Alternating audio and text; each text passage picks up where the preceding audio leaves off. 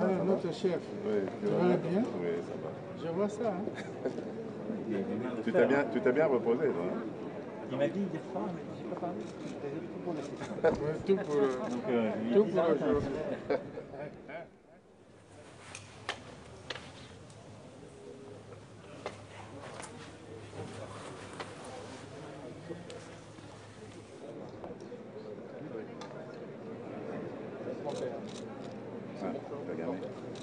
Kristalina, je te laisse commencer par courtoisie. Oui. Tu fais et je conclurai. Ben, Le floor is yours. en anglais? Oui, en anglais. Okay, merci. It is a very important moment.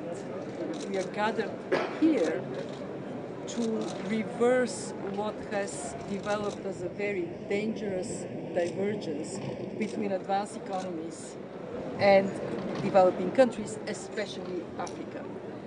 We have to go back to the strong development Africa had before COVID, for Africa and for the rest of the world.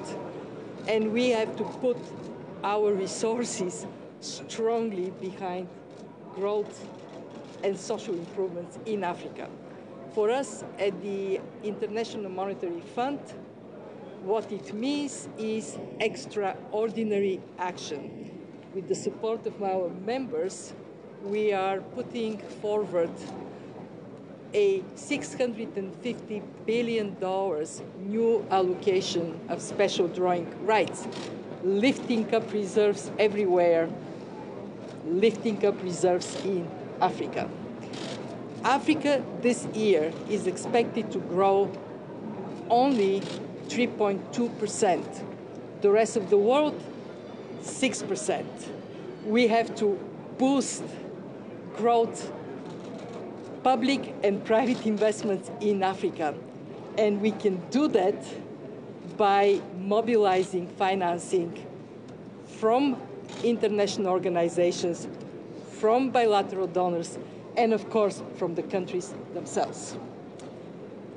We have the ambition to bring special drawing rights from countries like France that have strong positions to on land to Africa. And I am confident this is going to materialize for the sake of Africa, but also for the sake of all of us, because growth and stability in Africa means prosperity and stability in Europe. Merci, Monsieur le Président. Merci, Ministre général, chère Kristalina. Président Tshisekedi. Bien, merci. Ceci est une opportunité, une grande opportunité pour l'Afrique. Nous remercions infiniment notre cher frère et ami Emmanuel Macron pour nous donner cette possibilité de venir voir dans quelle mesure on peut lever des fonds pour l'Afrique, sauver l'Afrique, qui a été frappée très durement par cette pandémie, qui a laissé nos économies exsangues, car nous avions dû consacrer tous les moyens que nous avions, les peu de moyens que nous avions, à combattre, à nous protéger contre la maladie. Aujourd'hui, il est question de voir dans quelle mesure nous pouvons relancer nos économies. Et il y a cette proposition des droits de tirage spéciaux que nous apprécions énormément, mais qui risquerait malheureusement d'être insuffisante. Donc nous allons voir dans quelle mesure nous pouvons augmenter, obtenir l'augmentation de ces droits de tirage spéciaux pour l'Afrique. Hier, au dîner nous offert par Emmanuel Macron, nous avons visé le cap des 100 milliards. Ce sera déjà ça, ce ne sera pas encore l'objectif poursuivi, mais c'est déjà ça. Ensuite, nous devrions voir aussi au niveau de l'Afrique comment nous pourrions, à notre niveau, au niveau des communautés économiques régionales, proposer une sorte de filet de protection financier qui pourrait nous aider à pouvoir faire face aux crises de ce genre, parce que vous avez vu, l'Europe a su très vite renflouer les moyens pour relancer et protéger ses entreprises, relancer son économie. Tandis que chez nous, ça a beaucoup balbutié parce que nous ne sommes pas préparés à ce genre d'imprévu. Donc nous verrons ensemble comment est-ce que nous pouvons revoir le paradigme, aller dans le sens du New Deal proposé par le président français pour permettre à l'Afrique de pouvoir faire face. Nous avons un grand besoin en infrastructure, par exemple. Comment est-ce que nous pourrions attirer les moyens, les investissements dans ce domaine et pouvoir ainsi relancer l'Afrique. En tout cas, nous sommes très heureux de nous retrouver ici parce que nous pensons que c'est une opportunité qui nous est offerte de pouvoir faire parler l'Afrique et de pouvoir proposer à nos amis européens, nos traditionnels partenaires, comment est-ce que nous pouvons ensemble expliquer au reste du monde comment revoir le paradigme, comment revoir le fonctionnement des choses. Merci beaucoup. Merci infiniment. Écoutez, ce sommet de Paris pour le financement des économies africaines, c'est à nos yeux le sommet de l'urgence et de l'ambition. De l'urgence parce qu'il y a une urgence sanitaire. L'Afrique est l'un des continents le moins vaccinés au monde. Une urgence économique et sociale. Madame la directrice générale vient de le rappeler, le président Tshisekedi aussi. Il y a aujourd'hui un ralentissement très fort de la croissance partout en Afrique après une année 2020 extrêmement difficile. Et il y a un besoin de financement entre aujourd'hui et 2025 qui est estimé à environ 285 milliards de dollars. Et puis en même temps, c'est le sommet de l'ambition parce que l'Afrique a tout pour réussir. Elle a une jeunesse, une force productive et la capacité à relever les défis, ceux de l'urgence climatique et alimentaire en particulier. Si collectivement, nous décidons en effet de proposer une nouvelle donne.